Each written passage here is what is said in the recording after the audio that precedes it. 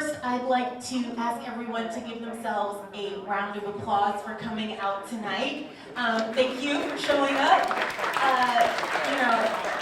Town halls and community meetings are often places where you get to hear from the public, but often a lot of the public isn't represented. So I'm so happy to see all of you here.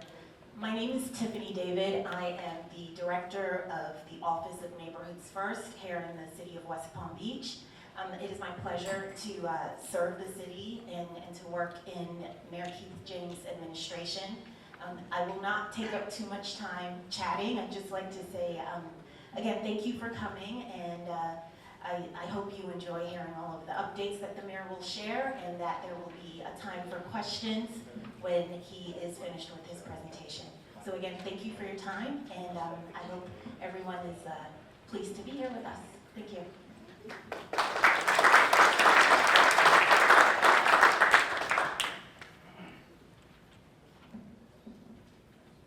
Thank you, Tiffany, for that very lengthy introduction. I'm only kidding. Good evening, everyone. Good evening. That was almost good enough. Good evening, everyone. Good evening. Much better, much better. It truly is a pleasure to be here, and it's truly a pleasure to have all of you here. I'm making my rounds around the city. Some of you may have been here for a while, know that we used to have neighborhood meetings. They'd be in City Hall. Wouldn't get an extensive amount of community participation.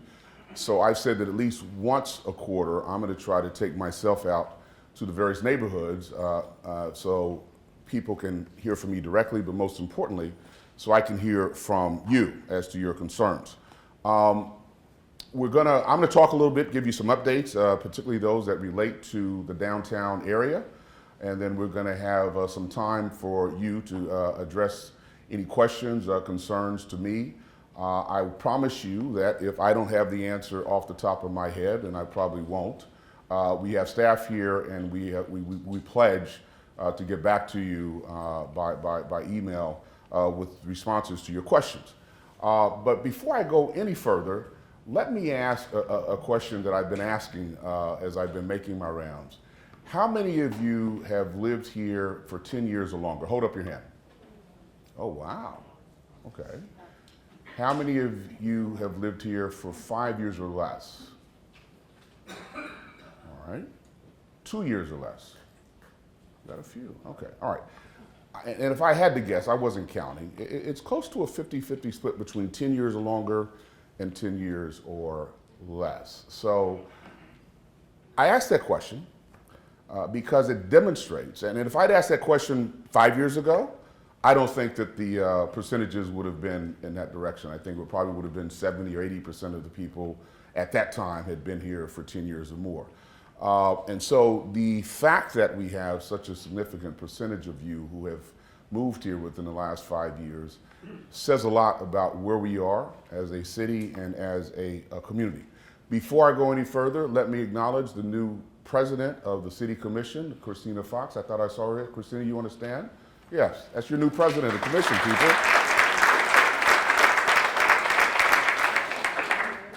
Thank you, President Fox, and congratulations on your new position. One of the things that she gets to do as the new president is when I'm out of town, she gets to run a meeting, but more importantly, she gets to sign the reams of documents that come across my desk every day. So hopefully anyway. So listen, let's dive right into it. I believe, and the fact that you're here, maybe you believe it as well, that West Palm Beach is a tremendous place to be. And I think we are at an inflection point in the city's history. As I'll get into some of the data later, we are experiencing what I call transformational growth. I don't think that this city has seen this kind of growth probably since Flagler brought the railroad down here.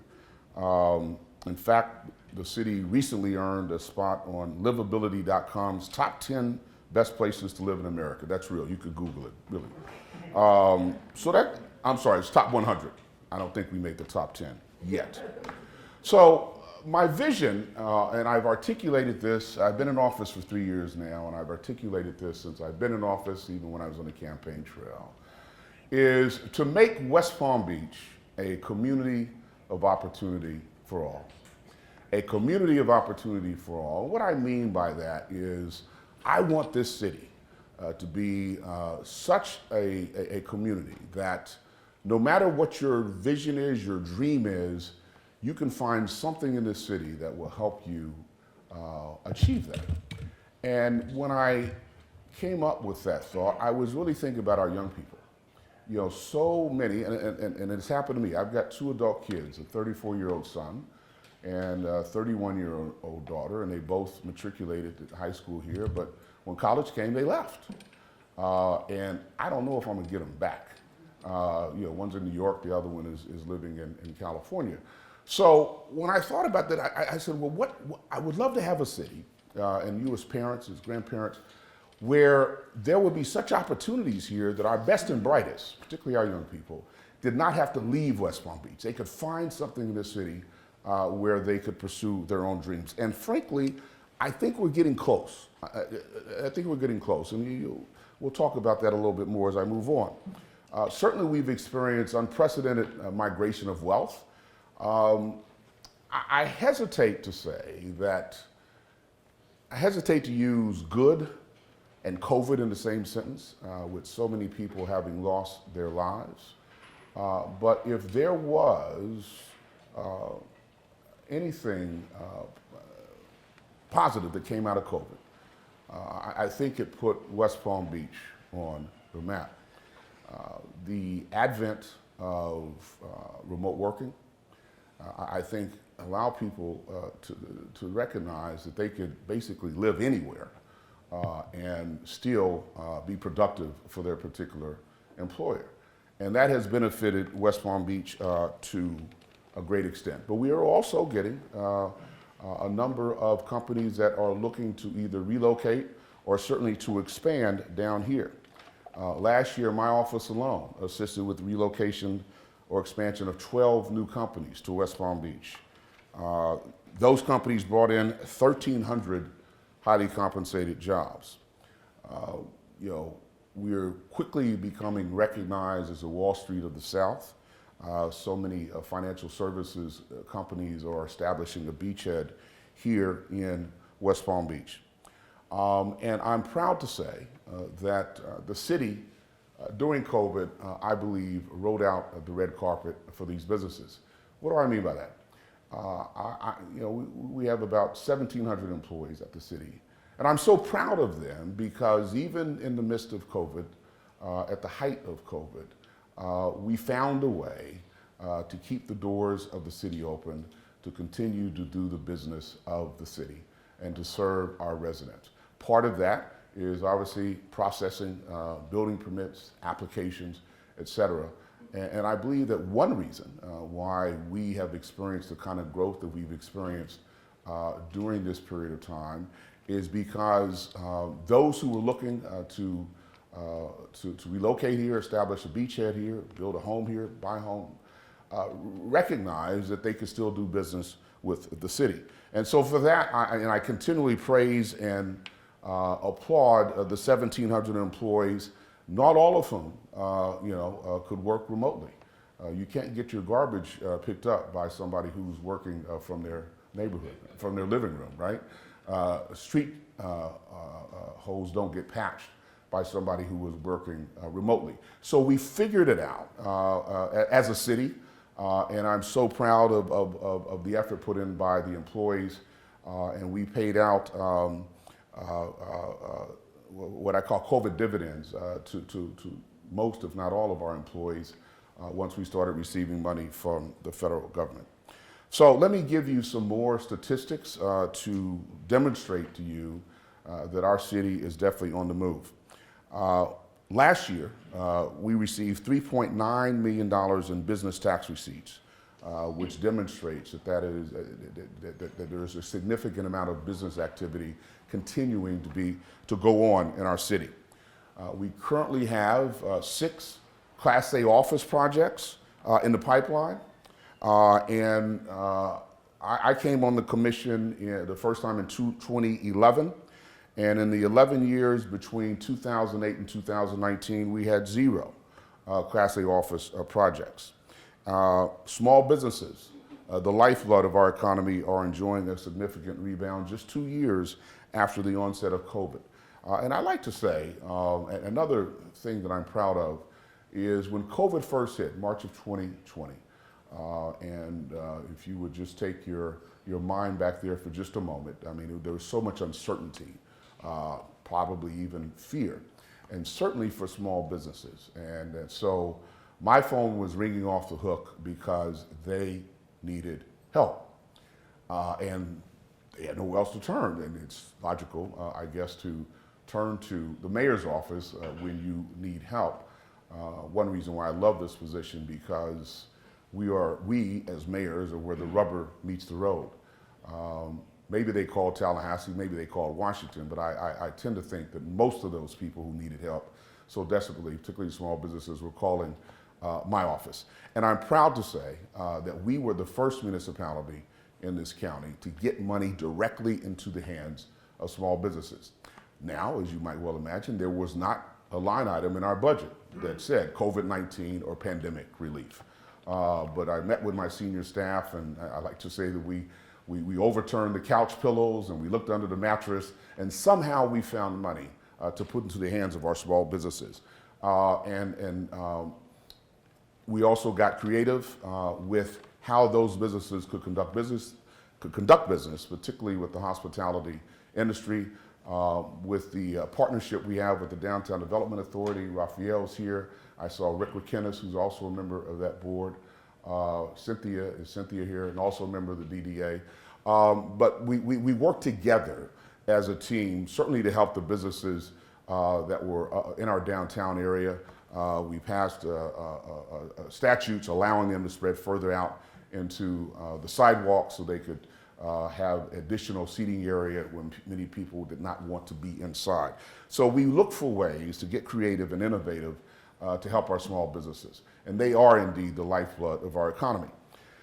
I'm also very excited about a new initiative which I am 99.5% certain will happen, and that is the UF at WPB initiative. You may have heard of it. The University of Florida is indeed going to come and establish a campus in our downtown. It's not going to serve undergraduates, but it's going to focus on graduate, professional, and executive education programs in the areas of fintech, financial technology, cybersecurity, artificial intelligence. In fact, the University of Florida announced a few months ago their alliance and partnership with IBM. And that could be very exciting. It's funny how life goes full circle, right? I mean, the PC was invented by IBM just down the road in Boca Raton, and now they're coming back here to West Palm Beach with the University of Florida to establish an artificial intelligence program. But going back to my vision, my dream of building a community where our young people did not have to leave this city to pursue their particular dreams, professional, and having the University of Florida here with their campus is going to be a significant game changer for our city. And that is something that I think will keep our best and brightest young people here. They don't have to run off to New York. They don't have to run off to San Francisco or Chicago or Boston to find the types of jobs that will help them achieve a professional success. That came about, that program, through a partnership, if you will, a friendship, frankly, that I had with the then president of the county commission. When I was first elected to office, let's just say the relationships between the county and the city were somewhat chilly. That's probably a polite way of putting it. But I knew that one of the first things that I had to do after being elected was to basically present myself to the county commission and say it's a new day. And while we, the city and the county may not agree on everything, it is important for our citizens and the businesses that do business here that we at least sit down and have conversations on how we can make Palm Beach County and West Palm Beach stronger and greater. And I did that.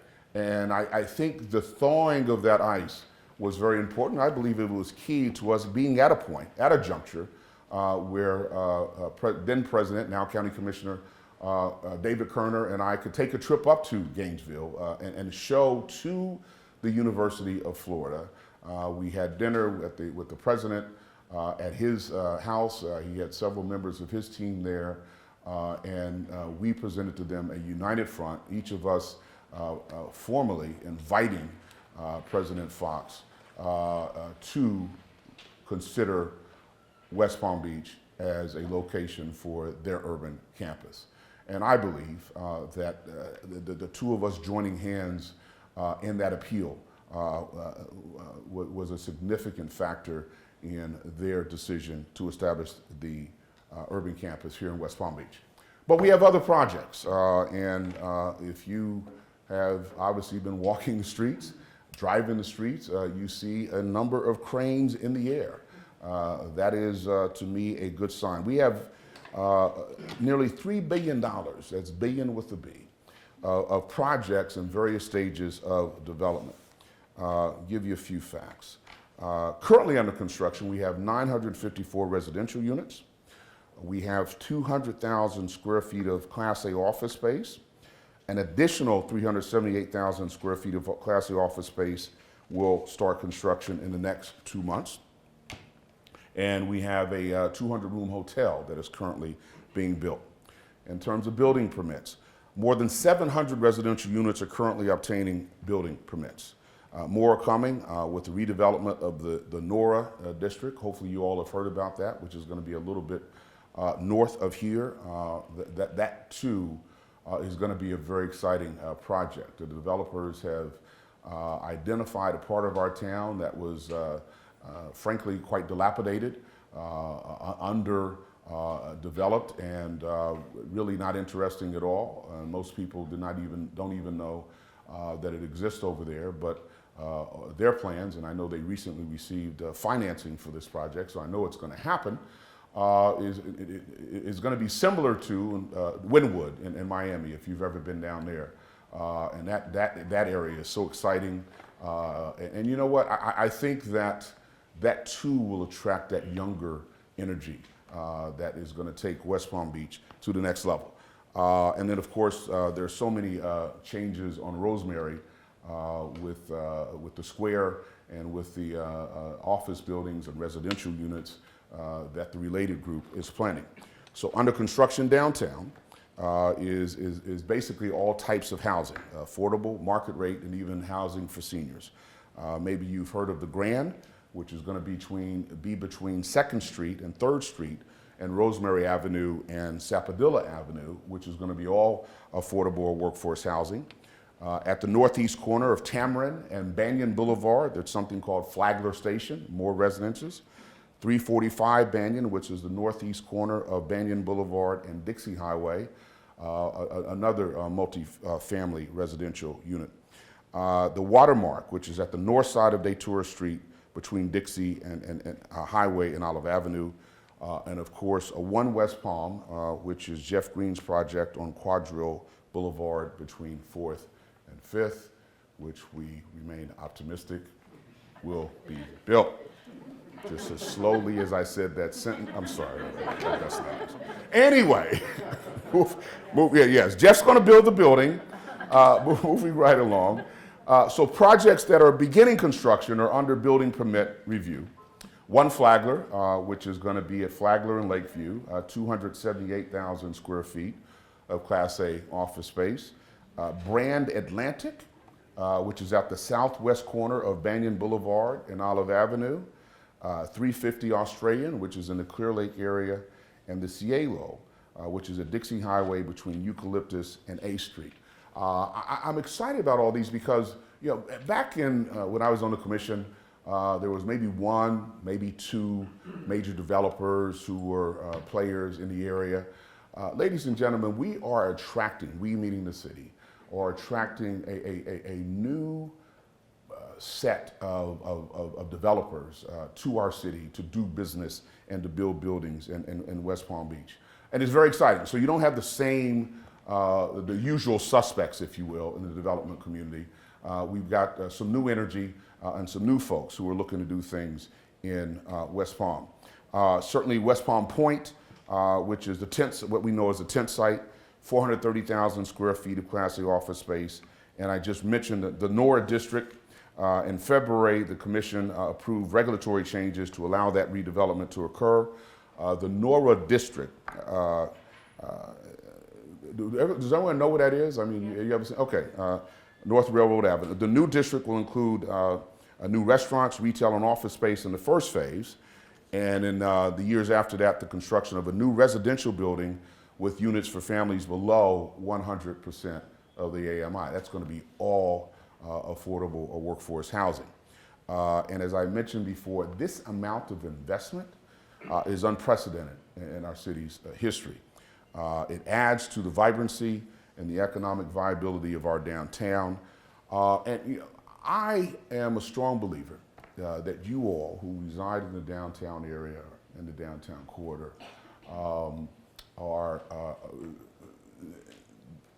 it's a very precious asset for the city. I believe there's a reason why Brightline, years ago, located one of its first stations in West Palm Beach. Not in Palm Beach Gardens, not in Boca Raton, but in West Palm Beach. And it's because of the energy and the vitality of our downtown. And now we're going to take that up 2 or 3 other notches. It's going to be amazing. You know, we'll get the University of Florida going. We'll get some of these other buildings up. You won't recognize this place. I remember I moved here in 1987. And back then, and many of you in this room probably remember, after 5 o'clock, you could throw a bowling ball down the middle of Clematis Street and not hit a person. This was an area where people would come into work, whether it's at law firms or accounting firms or the county or the city, 9 to 5. After 5 o'clock, they would scatter. Now we have close to 10,000 people residing downtown. To give you some perspective, the population under the latest census count of West Palm Beach was about 116,000. So 10,000 people living downtown represents just a smidgen under 10% of our population. Unprecedented. Who'd have thunk it, as they say. Now, I know with that comes concerns about traffic, transportation, and mobility. And we are working to strike that proper balance between all of this growth and maintaining a certain quality of life to which we have all gotten accustomed. The attitude that we are developing, that I have brought to this administration, is that we need to emphasize moving people and not cars. I know we all have our attachment to our cars, but actually the younger generation is not as attached to owning a car as many of us were. I remember buying my first car at 15. I didn't even have a driver's license, but I bought paying $35 a month. Man, those were the days. And I believe our new traffic engineer is here. Is Javier here? Javier Falcon? Stand up, Javier. Okay.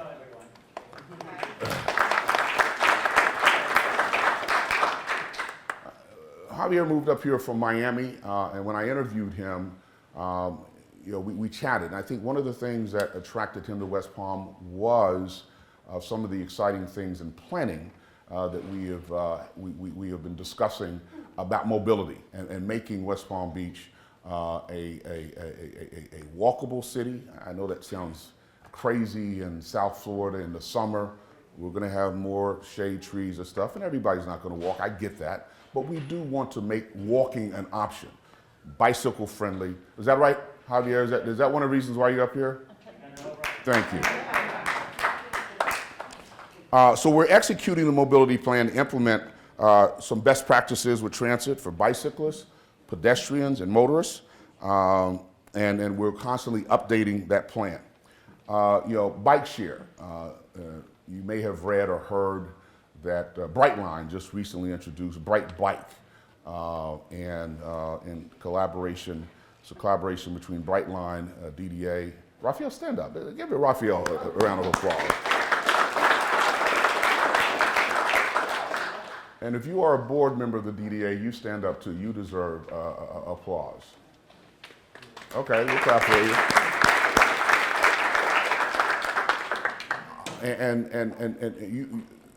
The DDA has worked so hard, and we have such a, I believe, a great partnership with the city, with the DDA. The city does to preserve the quality of life that's in our downtown. But back to bike sharing. I understand, and it's only opened about, what, a month ago? They have already logged more than 1,000 rides on their bikes. 1,000 in just a month. And the city, the city's discussing with Brightline expanding the number of bike stations outside of the downtown, which will provide an additional means for citizens to get in and out and around downtown. Now, everyone should understand that as we talk about making West Palm more bike friendly, that is really an equitable pursuit as well. There are a lot of people that their main mode of transportation is the bike, to get back and forth to work, to do their shopping, et cetera. And so just from a sense of fairness, I believe, as the mayor of the city, that it's important to do whatever we can to ensure that they will be welcomed to get around the city in a safe, by safe means. So you all know about the trolley. We're working on reviewing the trolley system to improve mobility efficiencies in the city. We're looking at everything, including the routes, the number of trolley cars needed, and even more. You know, as we start getting more residential developments on the what I call the edges of downtown, it's going to be very important, because it doesn't make sense, ladies and gentlemen, to have workforce housing in a location where there are no jobs, right? And so now people have to either buy a car or rent a car or something like that to get back and forth to work. So in addition to certainly providing more units of affordable housing, it's important for us in conjunction with that to make sure there are mobility options, affordable mobility options available so people can get back and forth to work. Another exciting project that the DDA is funding is Circuit, and the Circuit cars operate in the downtown area. So any ride that begins in or terminates in the downtown district and is taken within the free ride zone is free. That's pretty cool, huh? Barry, are you still driving for Circuit? Yes, I am. Well, that's one of the drivers right there. It's been in place since October of last year, and this is amazing. I didn't know this. Ridership on Circuit has increased 525% over ridership prior to the DDA Circuit collaboration. That's exciting stuff, because again, what we're trying to do is move people and not cars, and to the extent that we can take a few rides off of private cars, you know, it's better for the environment. It's probably better for the economy, given how expensive your personal economy, given how expensive gas is, and it's just more efficient. So I understand that the DDA and Brightline are working collaboratively to form a public-private partnership to improve Circuit service even more. And I know that there is a task force, a mobility task force that includes members of the private sector, as well as the public sector, including the county, the city, the DDA, and we are continuing to look for ways to make mobility a more efficient opportunity in our downtown. We recognize that with all this development growing up, that there will be challenges to getting around our city. So we're not just sitting back and being passive about it. We want to get ahead of this situation as best we can. Prioritizing safety, Vision Zero. Again, as you have more people either walking or biking, the goal is to have zero fatalities, and that's what Vision Zero is all about. Through education, enforcement, and engineering, we want to reduce fatalities and serious injuries on our road. In fact, we have already placed an ad for a position within the city to help oversee that Vision Zero initiative. Now, we, unfortunately, as Brightline is up and running, and we've had some unfortunate incidents with Brightline. I'm sure you've read about it in the paper, and where people simply are not.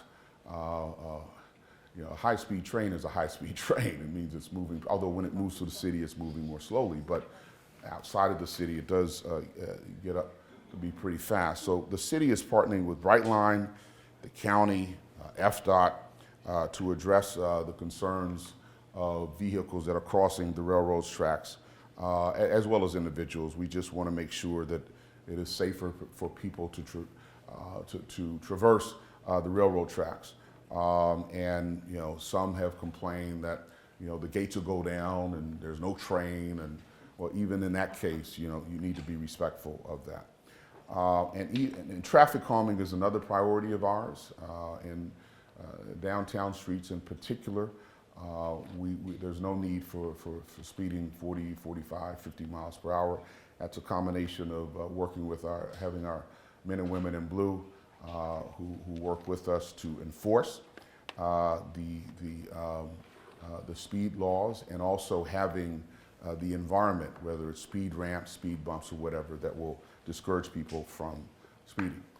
So along with this growth, we do have some street projects, as you all well know if you've been driving around the city. I'd like to talk a little bit about the Banyan Complete Streets project. By the way, that is moving very rapidly. I know it looks a little bit ugly now, but it's going to be great. So phase one covers Australian to Quadrill Boulevard, and it's costing us $16 million. And phase two, which will go further east, is currently scheduled to begin in late in the fourth quarter of this year. The goal of the improvements to Banyan is to create a more equitable, safe, and attractive transportation network. So some of the enhancements that are on the books that we're planning is a 4-lane section, divided urban roadway with sidewalks, with trees for shade, bicycle paths and enhanced landscaping between Australian Avenue and Dixie Avenue, and a 2-lane section with sharrows or a shared lane marking for cyclists and drivers, and better landscaping between Dixie Highway and Flagler Drive.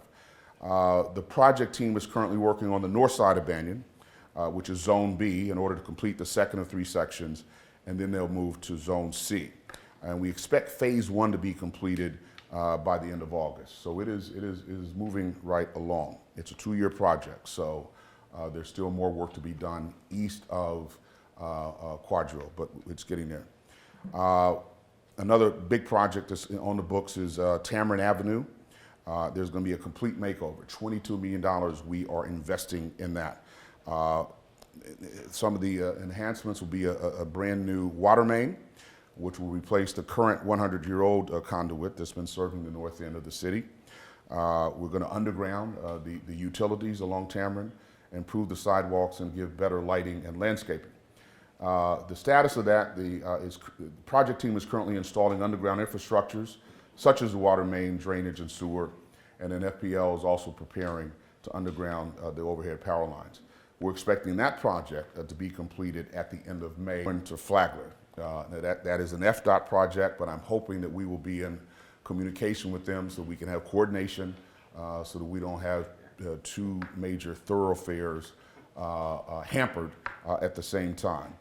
So basically, we, the city, have invested $42 million in capital improvement and infrastructure citywide just in last year alone. If you want to see some of the capital improvements we've made in the city, we have a portal on our website, WPB.org. If you want to play around on that portal, you can point to whichever part of the city that you're interested in and see what capital improvement projects are there. So listen, I know as the mayor of the city that while we are experiencing a lot of good things, that we are not perfect. Frankly, there are no perfect cities, no perfect municipalities. So I know we have some issues, and I just want you to know that I recognize those. One of those is public safety. I always say that public safety is job number 1. No matter where you live in our city, no matter your zip code, you deserve to live in a safe, secure environment. We're making progress in that area. I saw Deputy Chief Morris. Rick, stand up. Give them a hand. One of the first things that I did after being elected in 2019 is I brought on Chief Frank Adderley. Hopefully most of you have met him, and his right-hand man, Rick Morris, to inject new energy, new cultural values in our police department. And their tenure here is leading to tangible results. In 2021, our rate for crimes against persons dropped 16% from the preceding year, which was the lowest reported rate in 20 years. Last year, there were 21 murders in the city, and 21 is 21 too many. But that number was down 22% from 2018. So I believe that we are well on the way to being a safer city, and we will continue to work on that. I was, shortly after being elected, all of the union contracts, all 40 contracts, had expired. It was kind of like a little gift that was left on my desk. Okay, now you got to renegotiate these contracts. But I'm happy to say that we successfully negotiated historic contracts with our public safety unions, police and fire. And I believe they were being paid at the rate of either 13th or 15th was their ranking in terms of the compensation that we were giving our men and women in blue. And with this new contract, we bumped them up to number 2 in the county. And they deserve it. And I believe that you've heard the numbers. We couldn't get those numbers without a motivated and intelligent and talented pool of talent, certainly in our police department. And it also helps us to attract more talent to the police department, and we continue to invest. Now, another challenge that we're having is housing and homelessness. And obviously, living downtown, you see more of the homelessness than if you were in another part of the city. So it's almost like you guys are confronted with that. And I'm aware of that, and we continue to work at it. The city itself has 3 homeless ambassadors, we call them. One thing that we've learned, one of the best practices that we picked up, is that you have to meet the homeless where they are. You can't just draw a wide circle and assume that everyone who's homeless is either drug addicted, that everyone's homeless has mental health problems. People are homeless for different reasons. It could be because of substance abuse problems or alcoholism. It could also be because of mental health problems. But sometimes it could be because people just can't afford to live, can't find a place to live. And so, and you have to address each one of those causes differently. But you don't find out until you actually engage with them. And so our 3 homeless ambassadors, a couple of them are actually formerly homeless people, meet with the homeless, not just once a year, but they're out there periodically, once a month, to try to address. And if we can find places to put them, if we can identify sources of service for them, we will direct them to that. Yes. Out every day. All right, thank you. By the way, this is Armando Fano, one of our assistant city administrators. We have 2. Stand up, Armando. You get a round of applause, too. So they're out there, and thank you for that correction. They're out there every day to try to engage. So you may not see it, but we are trying. Now, one of the issues is, quite frankly, there just aren't enough beds in the shelters to put everyone. And so we are looking for ways as a city to improve that. But homelessness is not a West Palm Beach problem. It's not a Palm Beach County problem. It's not even a state of Florida. It's a national problem. And so we recognize that it's there. And one of the pledges that I made when I was campaigning is that I would do everything I could to strike that balance. Some people say it's not a crime to be homeless, and it isn't. Certainly we need to show compassion. But on the other hand, there's a certain quality of life that you as residents are entitled to. If you want to take a jog down or walk down Flagler Drive or enjoy our beautiful waterfront, you should be able to do that peacefully. My wife, a couple of years ago, was preparing to run the New York Marathon.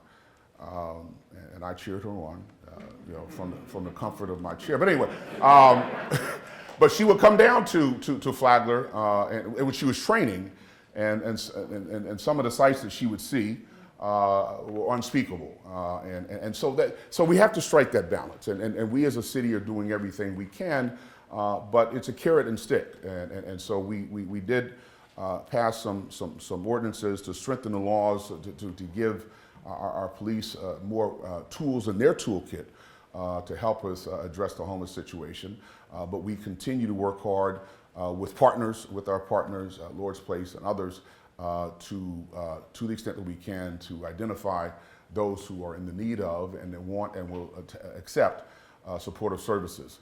And I have a plan to build. I'm waiting on staff to give me the concept, but to build over in the northern part of our city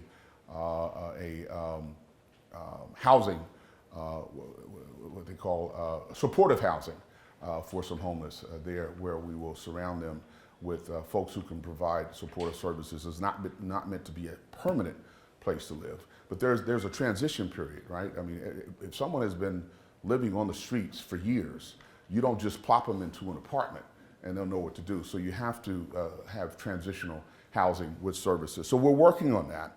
And listen, the other issue is obviously we're victims of our own success, is finding housing that is affordable.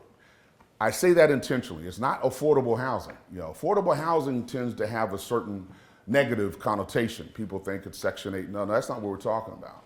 We're talking about identifying and increasing our inventory of housing that is affordable. Let me give you an example. I was meeting with the company about a couple of weeks ago, and they were mentioning that they had identified a woman they wanted to run their HR, Human Resources department. And they were paying her in six figures. They moved here from another state. She had put in a bid on 5 homes, and it lost each time. People were paying over asking price, all cash. She went in and started doing the same thing, but she hadn't found the right fit yet. And so her story is not unique. We also have a situation where landlords are increasing their rents 40, 50, I've heard in some cases 80%. I know of one of our employees, her and her husband, no kids, both professionals making a decent income, and their landlord increased their rent by 75%, and so they had to move out. So again, we're talking about increasing the inventory of housing that is affordable. Now, when I first came in, I first gave my State of the City. I gave my first State of the City address in 2020, not quite a year after I had been elected, and I announced a program, an initiative, which I thought was bold and cutting edge. I said we're going to build 300 units of workforce housing in 3 years. That was in early 2020, pre-COVID.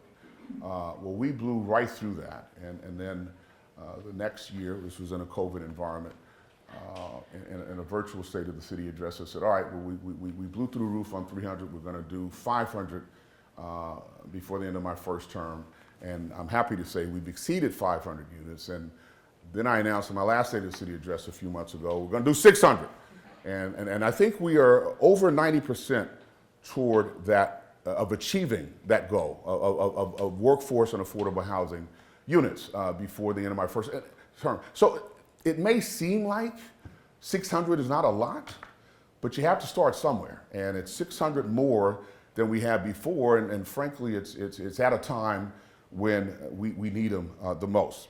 So we're working on that. I'm getting the look from Tiffany. How long have I been talking? Okay. It's all this time. All right. Thank you. All right. Yes, she's very subtle about it too. So the other issue, and this may come up, so I'm going to address it head on, is there's been some recent chatter about the new parking rates that we are implementing, and I'd like to talk about that as to the rationale. We had not increased our parking rates in the city since 2013. When you have parking rates that are too low, the downtown, in effect, becomes paralyzed. Because what happens is people will stay in those parking spaces for long periods of time. Other folks who are looking to find a place to park, they're going to go very slowly around the block, and you get a lot of folks making circles to see if they could find that.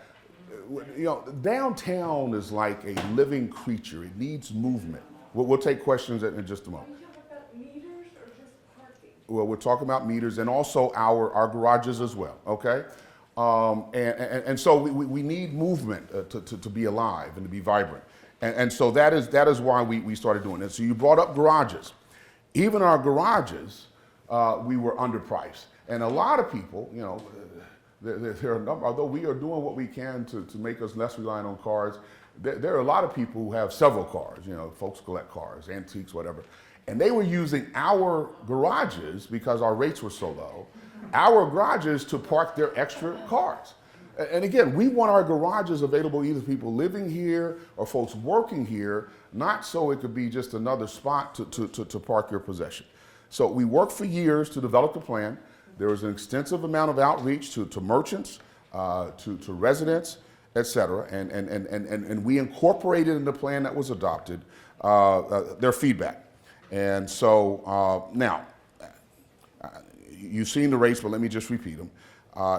There will be a continued low rate of $1 for the first 2 hours in all City of West Palm Beach garages. All right, so the first 2 hours, $1. You know, it's a lot of times when people come to visit me, because we can validate their ticket, and they said, "Oh no, we didn't park in the garage." I said, "Well, I could have saved you $1. You know, don't say I didn't offer you anything." Anyway, there's going to be a weekend flat rate of $5 for all-day parking. $5, you can park all day in our garages.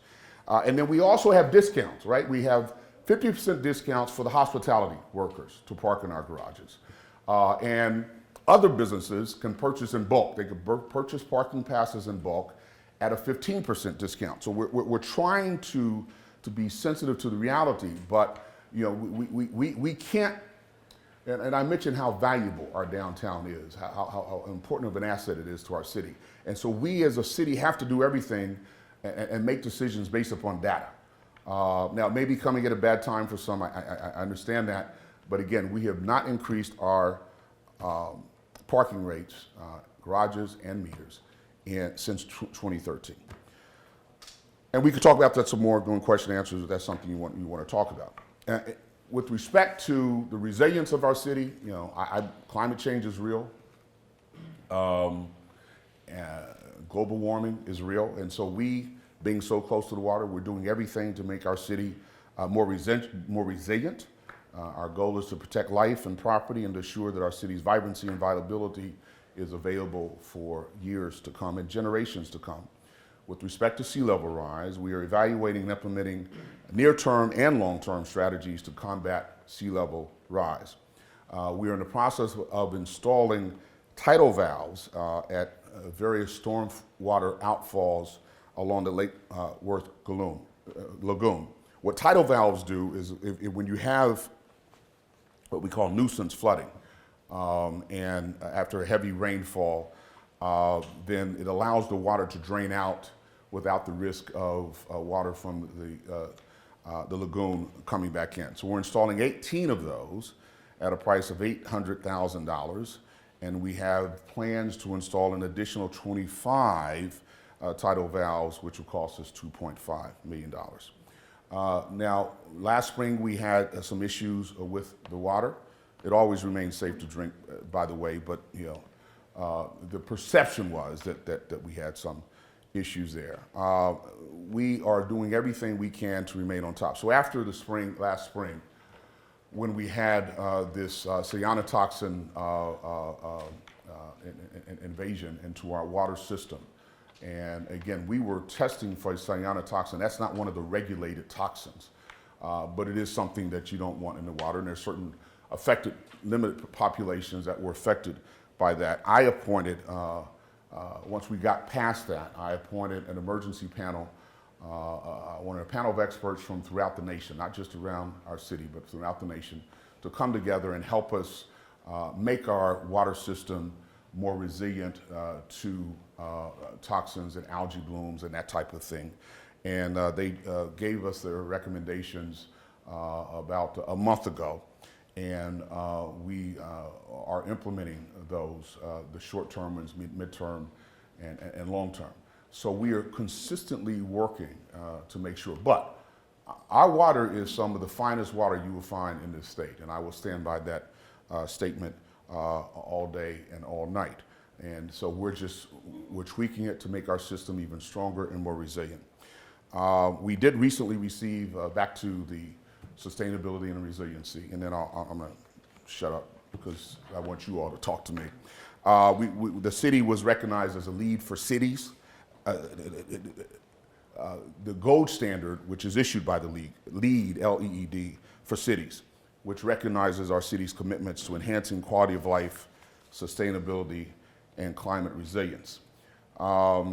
Exciting news, and then I am going to start. We are currently beta testing a brand new many of you have heard of 822. 822-2222 to report issues to the city.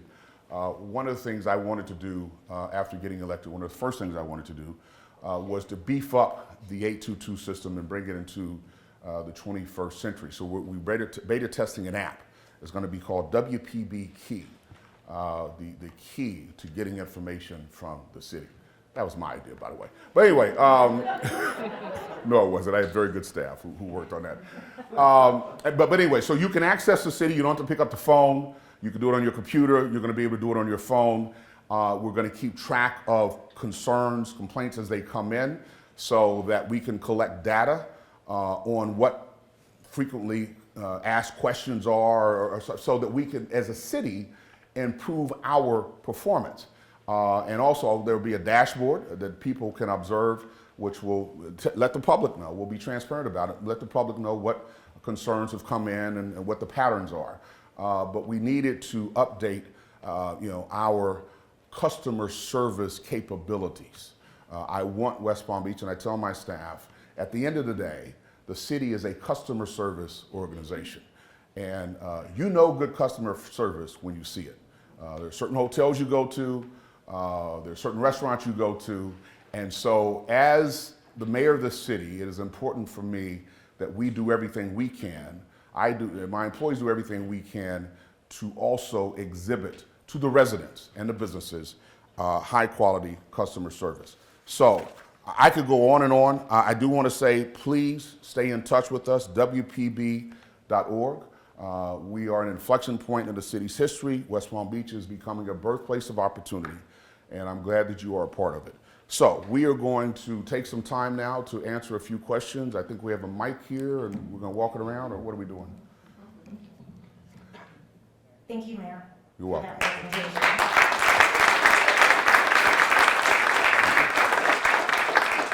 We had a question in the back, I saw. If you could. Okay. I'm wondering, No, we're taping this, so if you don't mind waiting until we speak into the mic, and that way it'll go on the tape and everybody can hear you. And I'll repeat the question. Or if you want people to come up, that's probably a good idea. We're going to put the mic in the middle after this question here. And then that way, if you have a question, if you can start lining up behind the microphone, and I will talk loud so that you can hear me. My question is about Ivernia Street. Yes. 200 block. When are they going to do the streetscape? They were supposed to do it probably 2 or 3 years ago, and then the money got diverted somehow. So I'm wondering, Ivernia and Datura, when are they going to do those streets? I don't have the answer to that question, but we will find it out. And Tiffany, make sure we have her name so that we can email that information. Ivernia and Datura, when are they going to do the landscape improvements? Okay, if you have questions, if you can start coming up to the microphone and then line up, and that way the audience can certainly hear your question. Good evening, Mayor. It's a pleasure to be here. I thank you for coming. My name is David Weinfeld. I'm a resident here, a resident in Florida for about 35 years, but just moved here in October. Well, welcome. I love the city. There's many fantastic things here. I only have one issue. Just one? Just All one. right. And that is, I live over on Clematis, not very close to the police station. The Tri-Rail station crossing, the trains blow their horns after midnight and before 5 a.m. There is a sign on Banyan that states no train horns, or that you're not. And I think it's wonderful that the Bright Line and the Freight lines here don't use their horns. So the thousands of, I'm one of the 10,000 residents here in the city, and the residents that are right here all along these buildings shouldn't have that issue of noise. But truthfully, the noise is terrible, and one more thing I'd say about it is that I understand safety issues, and I understand warnings and how important they are. And of course, if there's a train or a person on the train tracks, they should blow their horns. But these trains, as they're slowly rolling into the station... Are these Bright Line trains? No, Tri-Rail. Oh, Tri-Rail. Tri-Rail. Okay, okay. As they slowly enter the station and slowly leave the station, they're blasting their horns basically for no reason. And I'm hoping that you could help myself and the rest of the residents, and if not, give us some suggestions of what we can do. Thank you, Mayor. Thank you, yeah. If you don't mind, I'll handle that. Okay. We've got a couple issues with Tri-Rail I gotta deal with. That's one of them I had on my list. We've got issues with them not charging people fares coming up from Miami. That's been an issue for us. We've got camps out on their property that I need to deal with. I'm gonna add this to my list. Thank you. I wasn't aware of that, so thank you. Thank you. So, this one just to quickly address, because that's actually, it's run by FSRTA, okay? So, we have been in discussions with them about several things, including the noise. One of the issues is the maintenance, basically a maintenance yard is located there where the train station is. And so, they run their engines all night. They have to keep them running, to keep them warm. They do maintenance. Gotten a lot of complaints. Unfortunately, the city's limited in its jurisdiction. I know the mayor actually called out one of their officials at one of the city commissions meetings. Did I do that? You did, about a year and a half ago. Oh, I guess I did. So they're getting a lot of complaints about noise, so their officials are aware of it. One thing that you can do, they do have I believe it's monthly, there's a monthly meeting that they have a monthly meeting. The public there is public comment period, so I would recommend you go there and voice your opinion. I'm sure there's some valid safety issues, some reasons why they have to beat the horns, and I don't know if that particular, those crossings have been upgraded to be quiet zones. The ones to the east have, I'm not sure if those have. Otherwise, the they have, sign- I don't think Tri-Rail has upgraded those. You Yeah, can also mount they have been? yeah, they have quiet. So, but yeah, they're aware, so we'll continue to work with them. I get those emails as well, but voice your opinion at the board meetings, that would be very helpful. And also mount up email campaigns to Tri-Rail directly. I'm sure you could find Google them, find their website, and get your neighbors and friends to send them that information directly. We'll do what we can from the administration standpoint, but since it's their trains and they're breaking their own the rules, we need to let them know. But we hear you, and we'll do what we can. One thing I do is they are looking at moving that facility to further north around 45th Street. But that's about 2 to 3 years out. But that is a process they are at least engaged in, and hopefully we'll get that out of here soon. But thank you. Yes, ma'am. Thank you, Mayor, for this opportunity to meet with you. I really appreciate it. We love living downtown. We walk everywhere, like probably everybody in this room. My concern are two, from a pedestrian's point of view. One is the many two-wheel vehicles that I know are promoting people walking, but they are flying by us on the sidewalk. I often don't hear them coming, and there's somebody right here on a bike or a scooter or something. So that concerns me, especially with the increased population. And the other situation is the number of dogs that are, I know we can't do anything about the number of dogs probably, but the messy sidewalks because of the dogs. Well, I mean that should not be happening. I'm a proud dog owner myself, and if we could catch them in the act. Unfortunately, if you just walk by it, then you don't know who deposited it. If you excuse my graphic language, but anyway, so I hear you, and hopefully maybe Kathleen, let's work on a public relations and outreach, maybe something in my newsletter to encourage people to exercise dog ownership responsibly, and we'll do what we can to get the word out there that folks should be a lot more responsible about, and hopefully, that will discourage people from allowing that to happen. Thank you. Okay. Did you want to say something, Raphael? And the Downtown Development Authority has a litter removal program that includes emergency cleanup. So you can contact us and let us know. Unfortunately, we get that sort of report all too frequently. Our response time usually within an hour or so, but we would like to know where that is, because if we can get it sooner rather than later, that's better. How can they contact you, Raphael? You can call our office, and that's 833-8873. That's probably the best way. Raphael Clemente. Thank you very much. Yes, ma'am. Mayor, just to address the issue with Absolutely. the scooters and so we just passed an ordinance a few months ago to strengthen our ordinance, and one of the things in there is you cannot ride a motorized vehicle on the sidewalks. So we'll be getting a lot more information out to law enforcement, make sure they're addressing that. And we're also very close to putting up some signage around Flagler. That's where a lot of the scooters. We've done a lot to limit scooters. If you probably noticed, you've been to other cities, there's scooters everywhere. So we have a lot more tight rules when it comes to that, but it's still an issue. You can also call 822-2222, and if you tell them it's a mess downtown, they know to. We'll get all you. Thank you all. Yes, sir. Mr. Mayor, thank you for being here, and to your team, thank you all for being here and giving your time. We appreciate your service, and that's to everybody. I have a couple of quick questions about sort of development issues. What is the status of the building behind us here? I think it's the current building. Does anybody know? What's happening with it? I think it was going to be. Bought by a hotelier, and it's going to be a short-term hotel. Minimum 7 days, I believe, is what they said. What is the address? Oh, now it's going to be extended stay hotel, but I'm told it's not going to be your typical extended stay. There's a higher end extended stay. That's what they tell me. What is the status of the tent site? Well, the tent site that has been awarded to Charles Cohen, and I think it's actually in for site planning, right, and permitting. It's been awarded. I don't know when I haven't heard when they're going to start construction yet, but it should be soon. I don't know if summer of this year. Okay. Then I have one more, and this one is just, I know it's up in the air, but the street that goes over to Grandview, that is such a difficult area. It's so hard to walk over there. It's dangerous.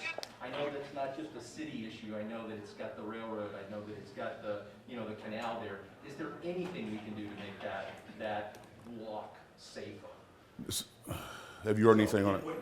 Yes, we're looking at actually rezone. There's a rezoning effort right now in that area of Grandview, and we are looking at how we can better connect, especially going across Parker. Yes, exactly. Yes. To get from the park over to Grandview and going over that bridge there, there's no pedestrian area. You got to walk in the road. Yeah.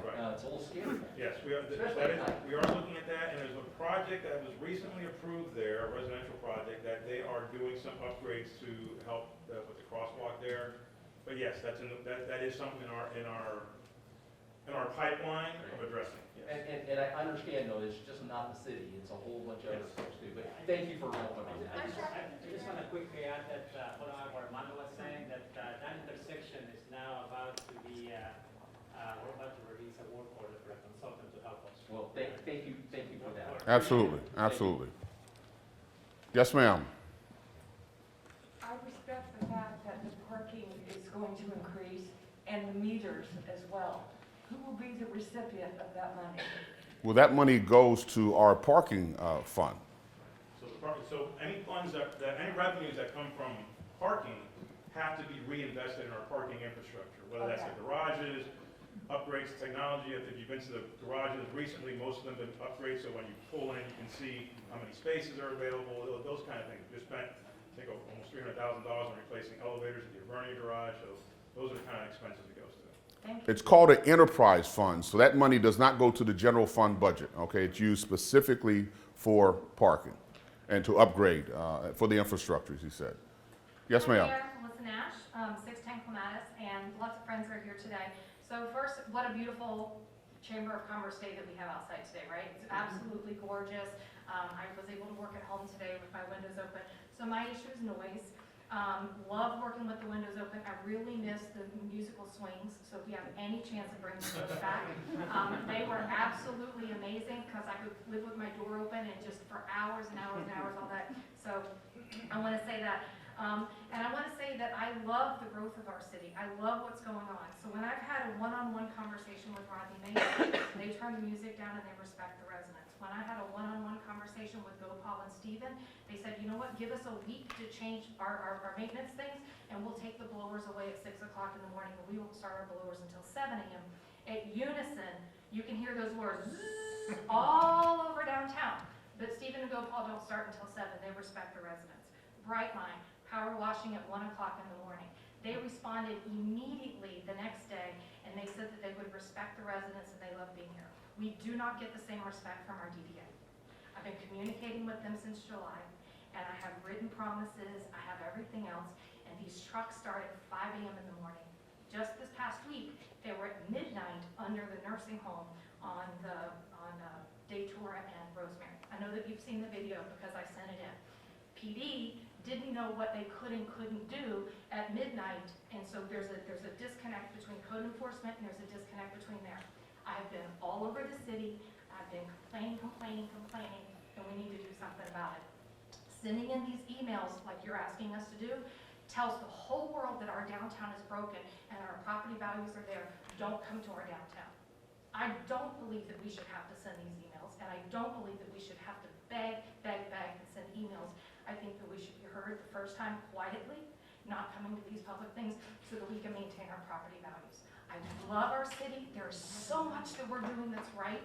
I don't want one tiny little thing to shine a negative on our city. I want to say thank you for everything that we're doing, but I'm telling you, I'm tired and I'm frustrated. Thank you for Help sharing. me with the noise, I would appreciate it. Thank you for sharing that. We hear you. Oh, Do you want to address that? mufflers, I forgot. Mufflers and our radios, they gotta go. The mufflers and the radios, they gotta go.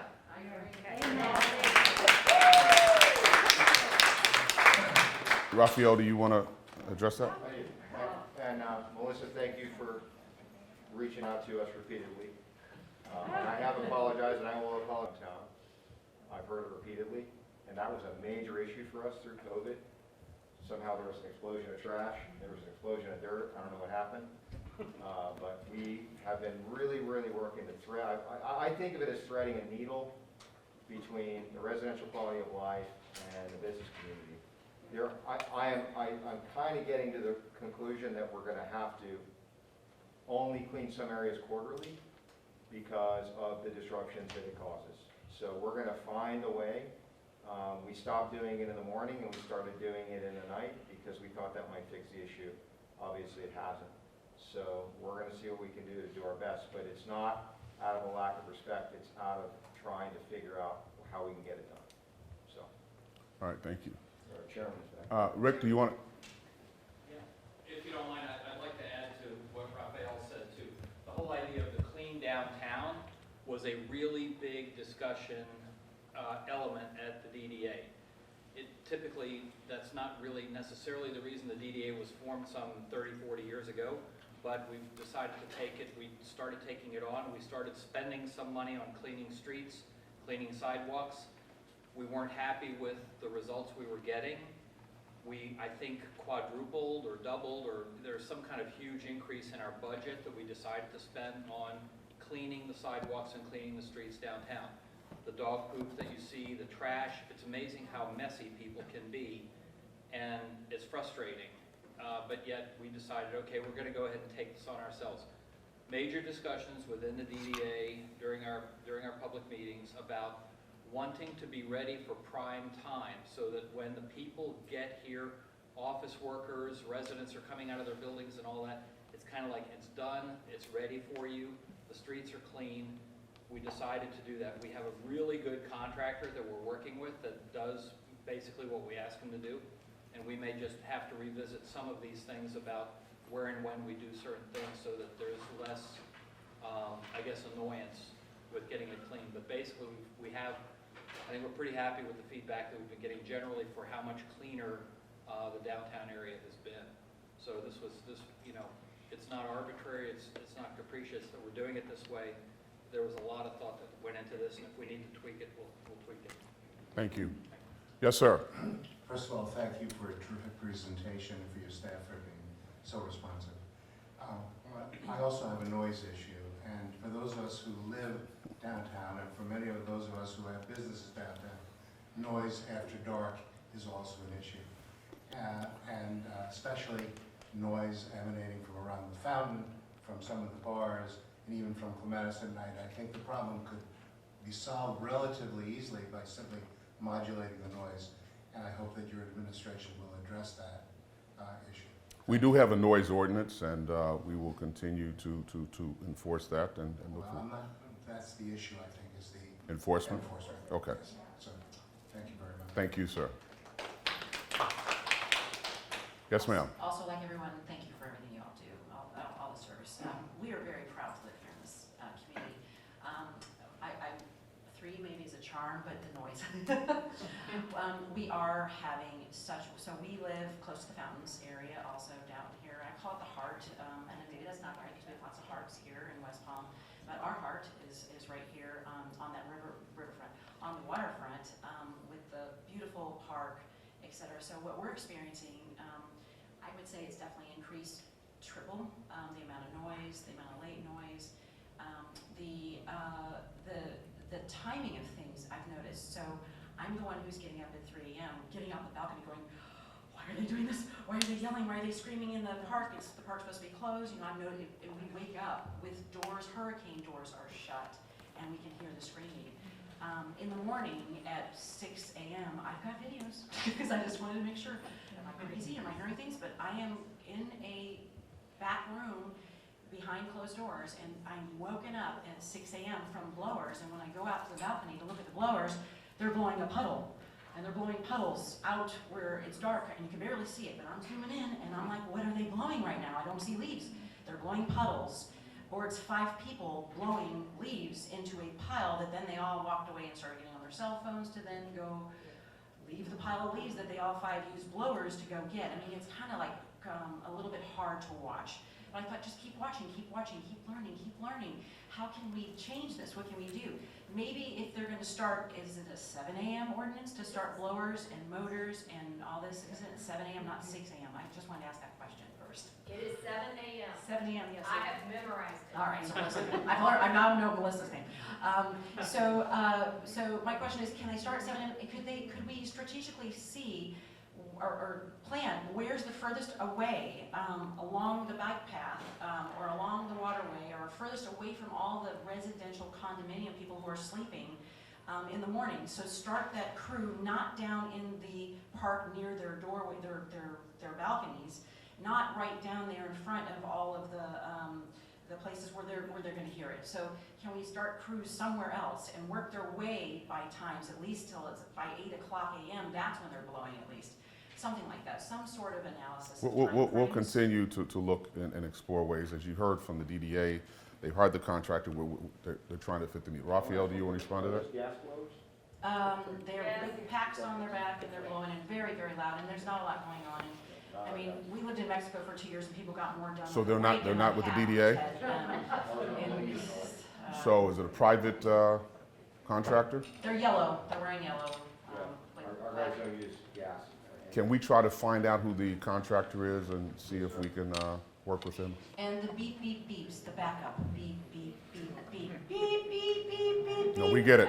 We get it. Okay. I've heard them before. Yeah.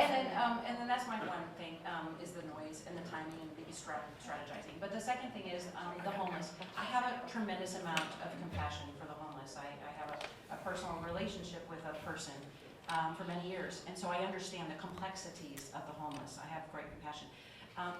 Maybe is there a way, besides, I think you said the Lord's Place, could we get with more community efforts where we actually have a place for them to have an opportunity to go get meals and go get clothing and go get help and not have, maybe it's a group effort with all the restaurants too, to give them, instead of giving them food, give them a card for a pass on the trolley to go to a pickup station. Like there's got to be some programs to give them a way to move out from the park. The park, I have friends who have babies and carriages, And we've got women who are dodging homeless, I mean, I've watched it on my balcony also, people dodging people.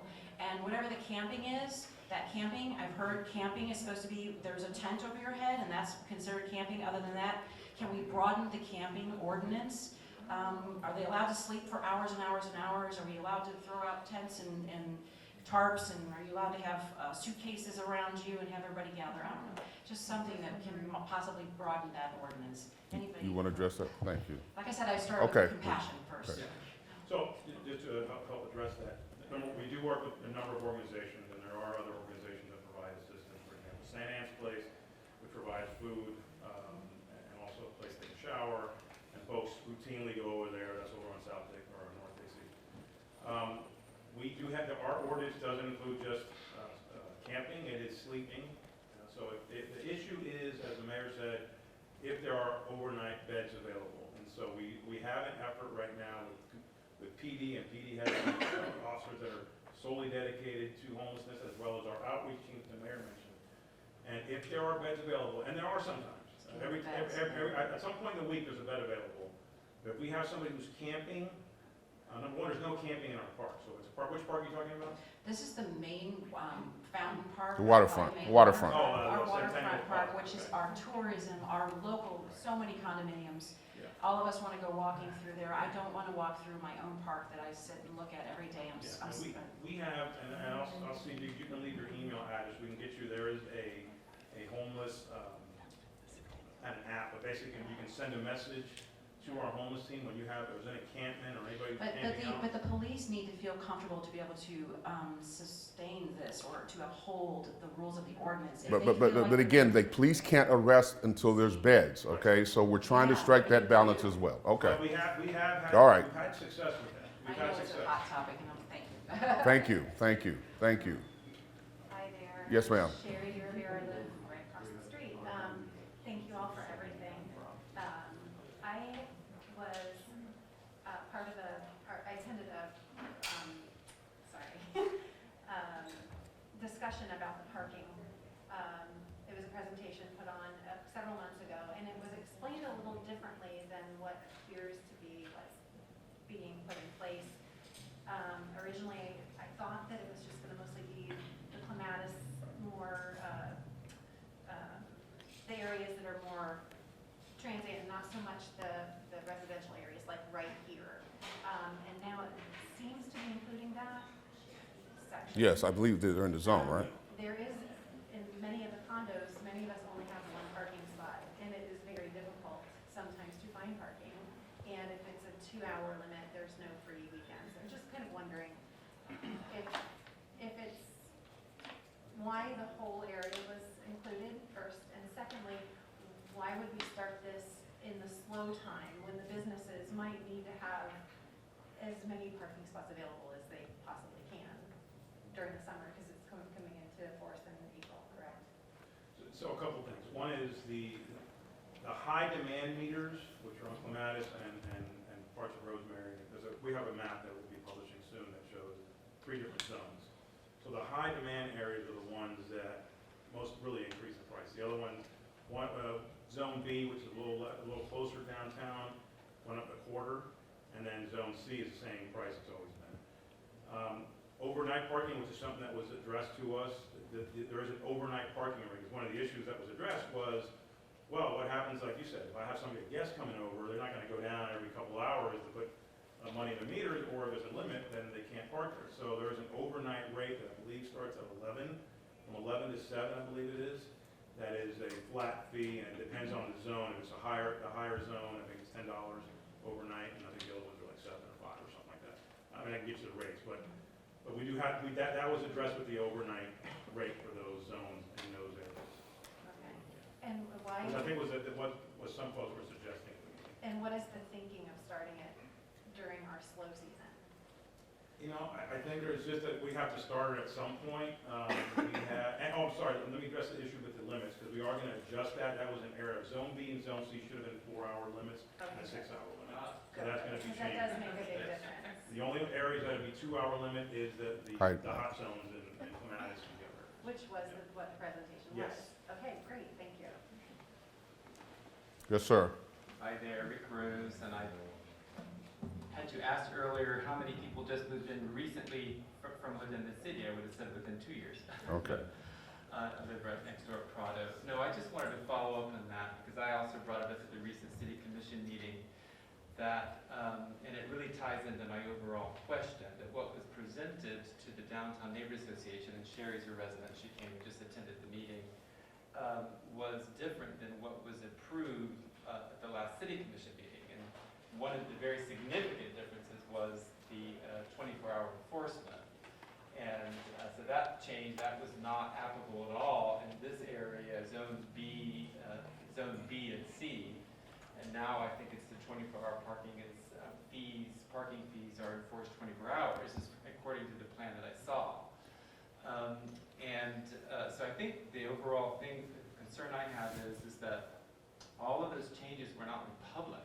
So while you got lots of feedback from the DNA, and you went to the DDA and the various people, there was not, it was the plan to be proposed changes were distributed 3 hours before the city commission meeting. So it should have raised alarm from the city commission when this commission hall was empty, because I don't think that residents would just put up with a radical increase in parking fees without at least coming in and giving feedback. So that was really my main thing, was get that information out there. I think almost everyone agrees we probably need to raise parking fees. But I think it was a little bit, and that brings me to my general question. In a city where all of a sudden, by far the highest concentration of residents are now in downtown, and that's really something that's happened in the last 5 years, how are downtown residents being, how are they being brought into the fold? We pay an extra tax in downtown that no one else pays in the city.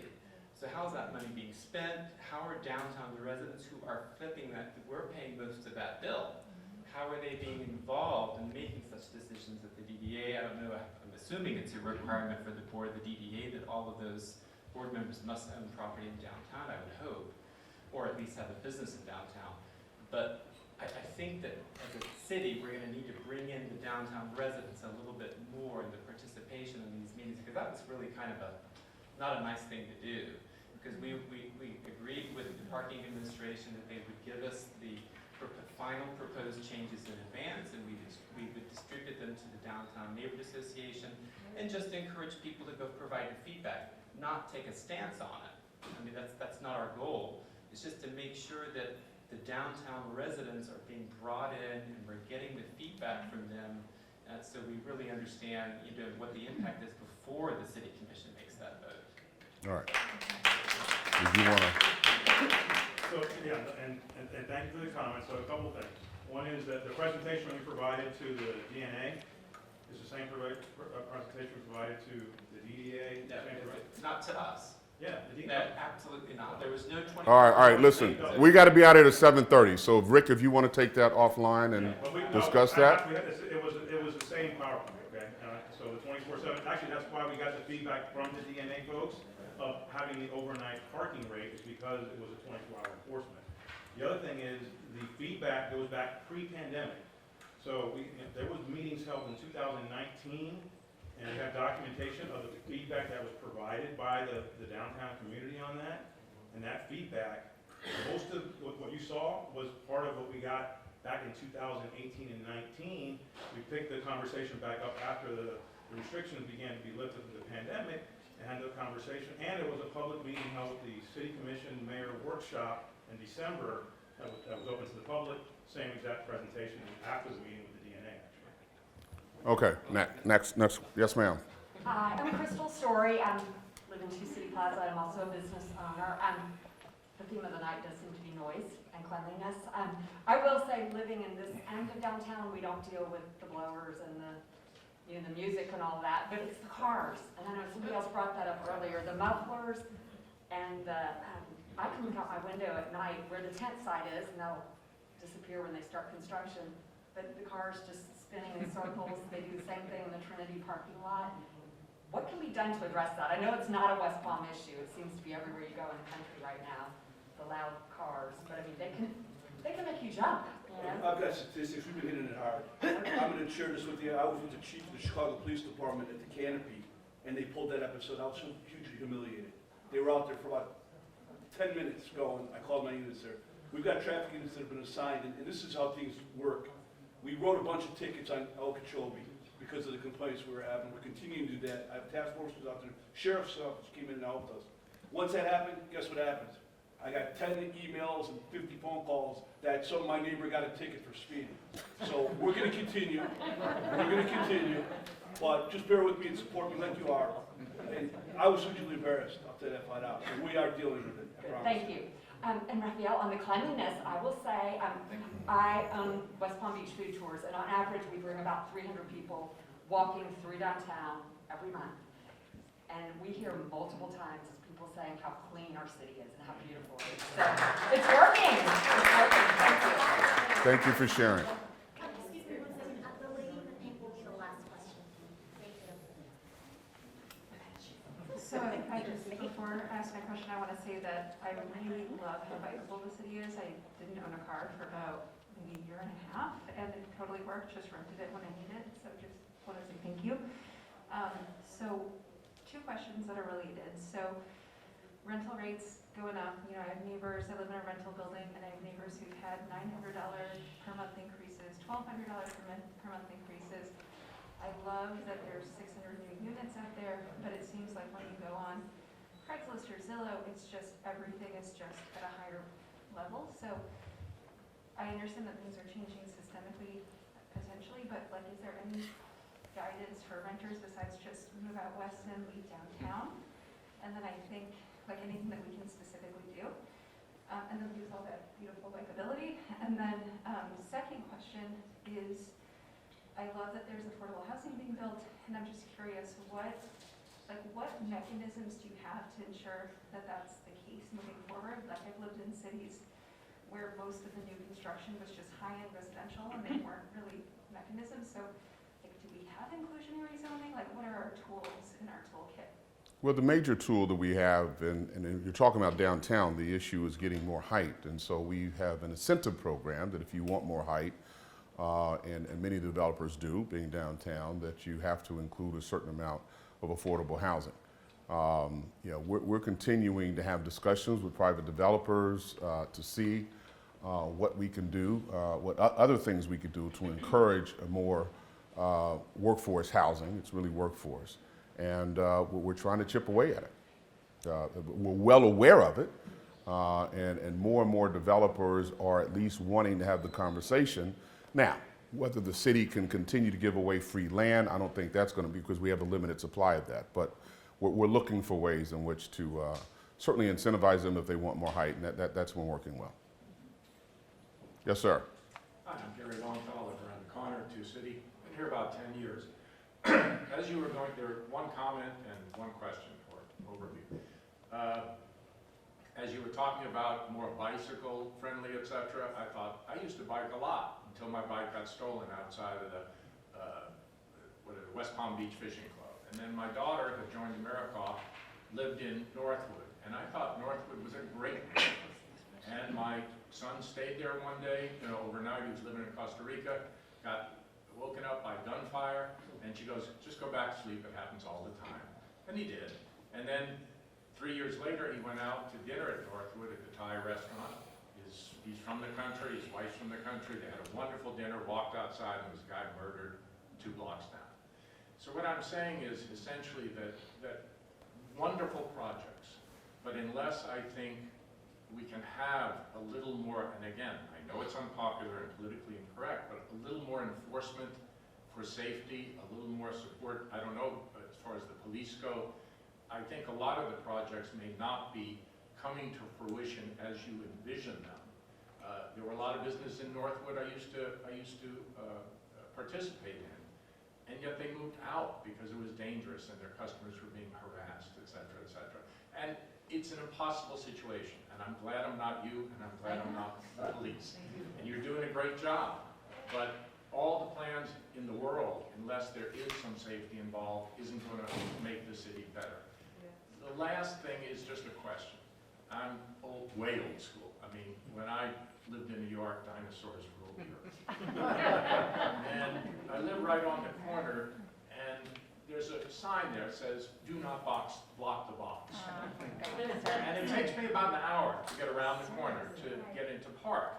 Now, again, I don't know if it's illegal, I don't know if it's immoral. Is there no reason why we can't have, during the highest traffic hours, a traffic policeman? Is there no such thing as a traffic policeman anymore?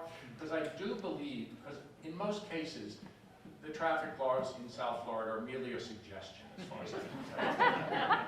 And so, I'm pretty sure people kept getting tickets for blocking the box. After a while, the people who are constantly doing it, they stop.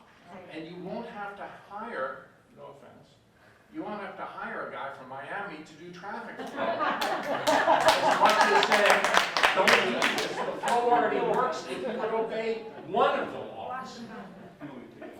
Go ahead. You hit it on the head. You said 3 points that are very important. Every This once in city, a while, it this works. city That's enough. was ninth in the nation in violent crime. Huge embarrassment. Huge.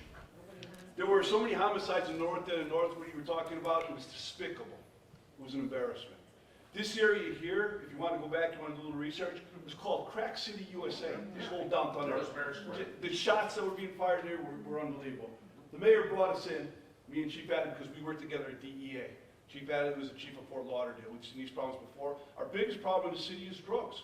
It's a drug hub. We have a big problem with fentanyl. North end of the city, Broadway corridor, was unregulated for drugs. There was no drug enforcement. We didn't have a narcotics unit in a city this size. So what we did is we brought them in, we're hammering it. I don't know if you just see the news recently. We just arrested a big group with the first RICO charge.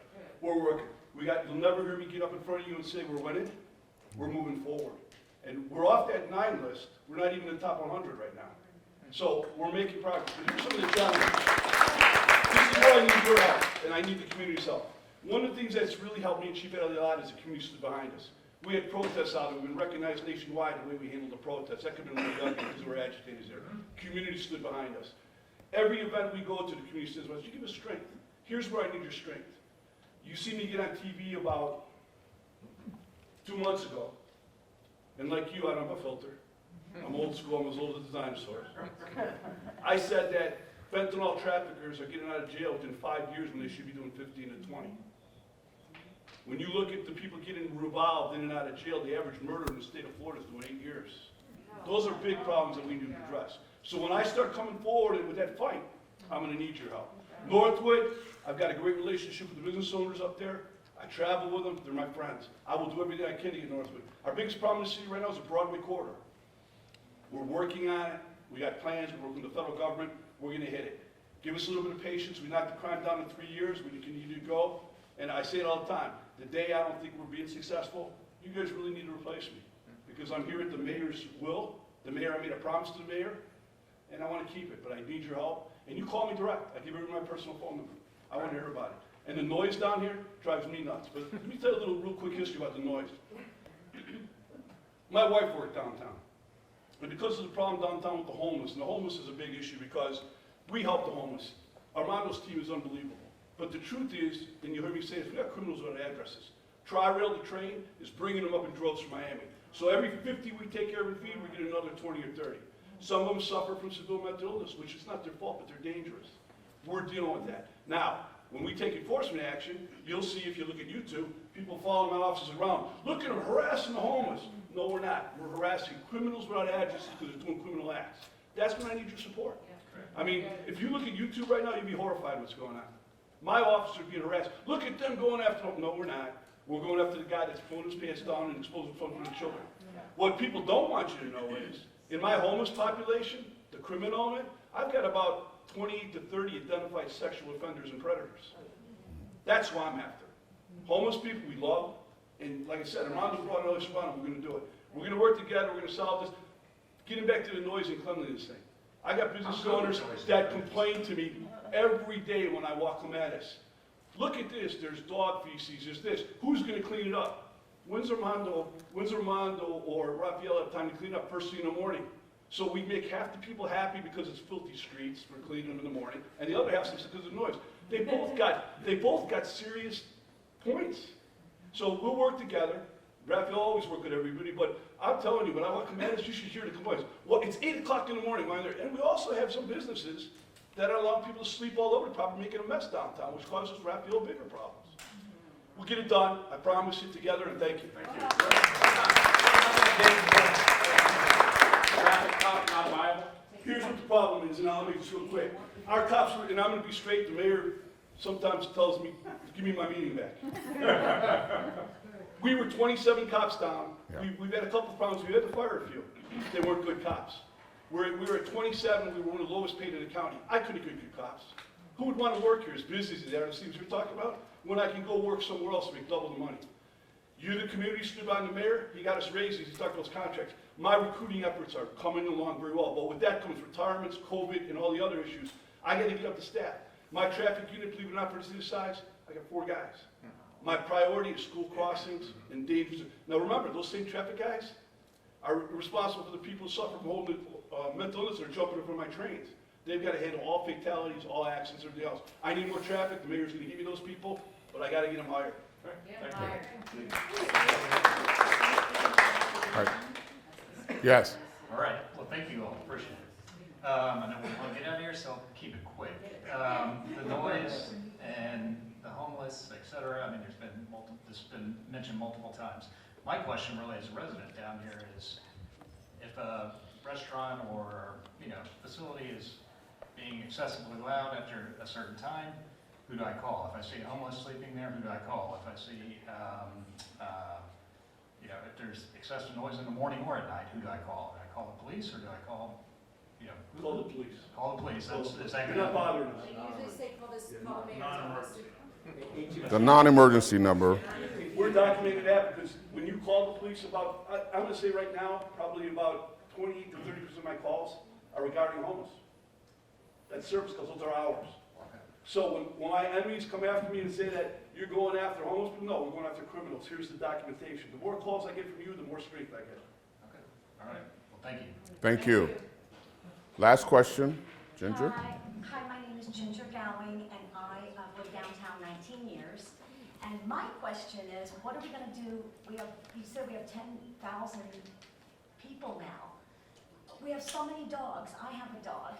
Our dog park in this city, in our downtown, is so small, and we can't go.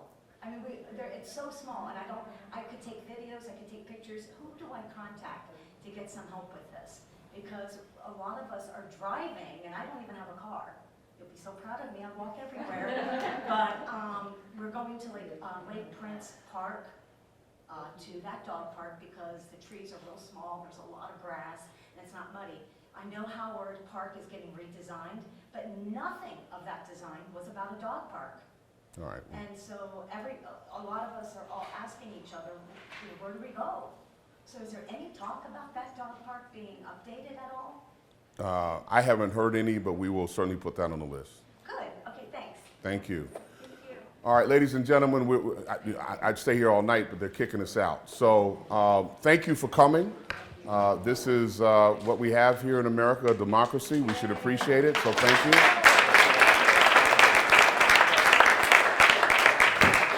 But you don't have to wait for these meetings to express your concerns, questions. President Fox is your commissioner. Contact her, contact my office, and we'll continue to work to make this city even better.